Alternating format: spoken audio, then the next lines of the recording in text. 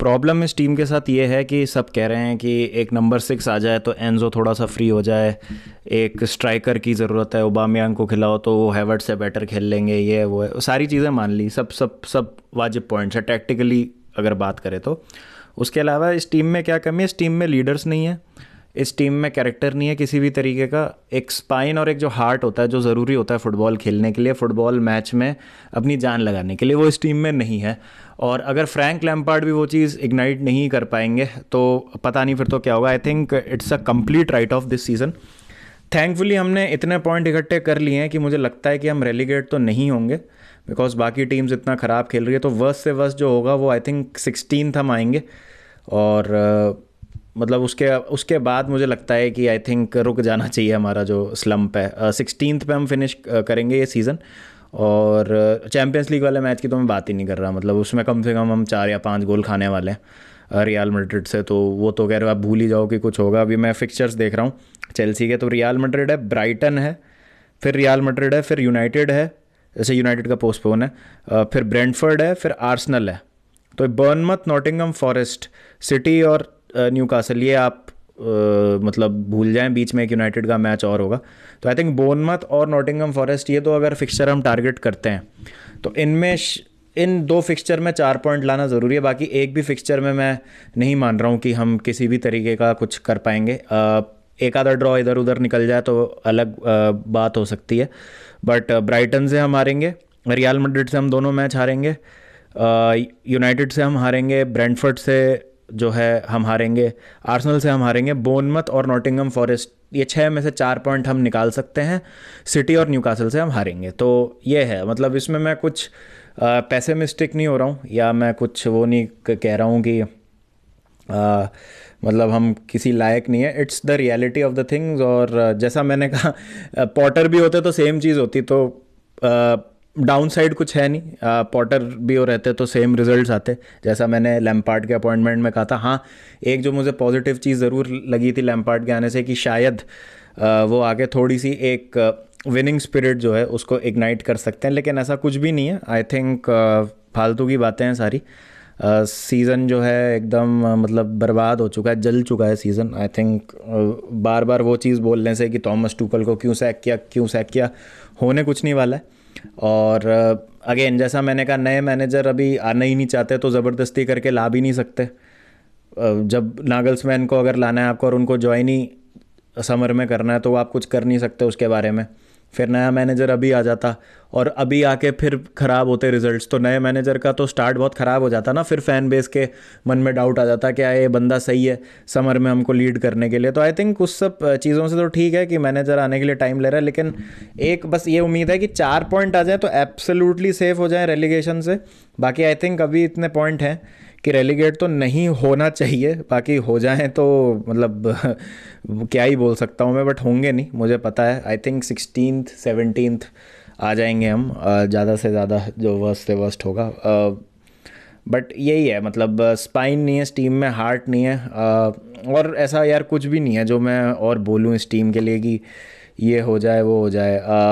It just pains me to see Chelsea like this, लेकिन कुछ किया भी नहीं जा सकता इसको सेव करने के लिए। द प्रॉब्लम इज़ दिस, क्योंकि आपने क्या किया है कि सारी चीज़ें अपनी एक विंडो में सॉल्व करने की कोशिश करी, उससे इतनी ज़्यादा खिचड़ी बन चुकी है कि अब इतनी उलझनें हो चुकी हैं कि वो सुलझाए नहीं सुलझ रही हैं। प्रॉब्लम ये हो चुकी है, आपने इतनी सारी साइनिंग्स कर ली, आपने पहले अपने मैनेजर को सैक कर दिया, फिर आपने जो सपोर्ट स्टाफ है वो मैनेजर के बाद हायर किया, तो चीज़ें जो है वो अलाइन ही नहीं हो पा रही हैं। प्रॉब्लम ये है, जो मर्ज़ी आप मैनेजर ले आइए, ये स्क्वाड तो अभी इस समय जेल होना नामुमकिन है। डिसीजन मेकिंग अगर आप देखें आज के मैच में, 2-3 मौके थे जहाँ पर प्लेयर्स जो हैं थोड़ा सा अगर एडवेंचरस हों, और जैसे स्टर्लिंग अगर 2-on-1 है स्टर्लिंग और जाओ फिलिक्स, तो वो एक पास अटैम्प्ट कर सकते हैं, अक्रॉस द गोल एक पास अटैम्प्ट कर सकते हैं, लेकिन कॉन्फिडेंस नहीं है वो चीज़ करने का।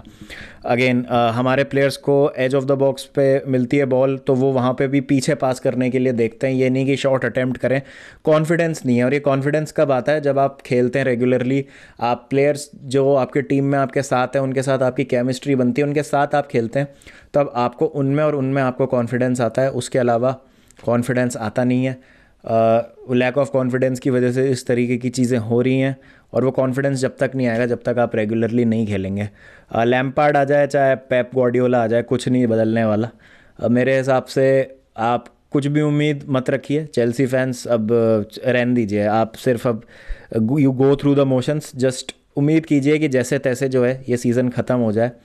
रही बात चैम्पियंस लीग वाले मैच की, तो उसकी हम बात ना ही करें तो बेटर है। आई थिंक कुछ भी नहीं है उसमें।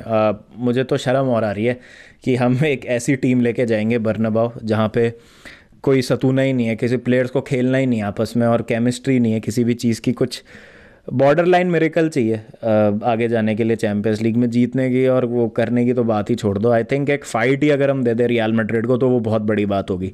जीतना तो भूल ही जाओ आप इस टीम से। तो बस ये मेरे थोड़े से पोस्ट मैच थॉट्स हैं, मुझे ज़्यादा जाना नहीं है।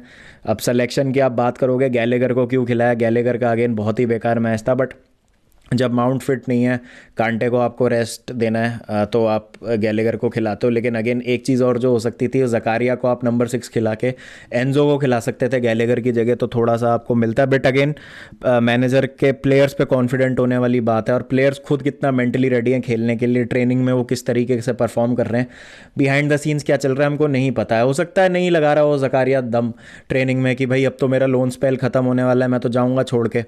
ऑब्वियसली जकारिया को जितना मौका मिलना चाहिए था नहीं मिला, same with Aubameyang and all these players. तो ठीक है, हैवर्ट्स और गैलेगर को क्यों स्टार्ट मिला नहीं समझ आता। मैं इतना बेनिफिट ऑफ डाउट दे रहा था मैनेजर को कि आप मैच शुरू तो होने दीजिए, मैच के पहले मत बोलिए, मैच के बाद बोलिएगा। लेकिन अब मैच ख़त्म हो चुका है तो आप बोल सकते हैं, लेकिन उससे भी क्या ही हो जाएगा। तो आई थिंक अभी मैनेजर को बैक करने के अलावा और कोई चारा है नहीं। बट अगर फ्रैंक लैम्पार्ड भी इस टीम में वो स्पिरिट इग्नाइट नहीं कर सकते, तो इस टीम में इतने ज़्यादा होल्स हैं जिनको पता नहीं न्यू मैनेजर भी आके कैसे भरेंगे। बहुत अजीब सी सिचुएशन है, हार्ट और स्पाइन और कैरेक्टर की सख्त कमी दिख रही है इस टीम में, और वो मुझे पता नहीं कैसे आएगा। वो लैम्पार्ड का काम है उस चीज़ को लेके आना, एक विनिंग स्पिरिट, एक माहौल, एक वाइब क्रिएट करना, बट वाइब भी क्रिएट नहीं हो पा रही। न्यू मैनेजर बाउंस की हम बात करते हैं, चौथा मैनेजर है हमारे सीज़न का, वो बाउंस ही नहीं आ पा रहा है, पता नहीं क्या दिक्कत है। बाउंस के लिए क्या करना पड़ेगा नहीं समझ आ रहा है। Again no point in writing in comments कि टूकल को सैक नहीं करना चाहिए था, टूकल को सैक नहीं करना चाहिए था। हो गया भाई, अब ये बोल बोल के अब तुम मतलब या तो पास्ट में जी लो, या फिर मतलब तुम आगे का सोच लो क्या हो सकता है। क्योंकि टूकल की बात करोगे तो चीज़ें टॉक्सिक ही होने वाली है। कुछ नहीं हो सकता, अब कुछ भी नहीं हो सकता, सीधी सी बात है। ये सीज़न जा चुका है, नेक्स्ट सीज़न की हमको तैयारी करनी है।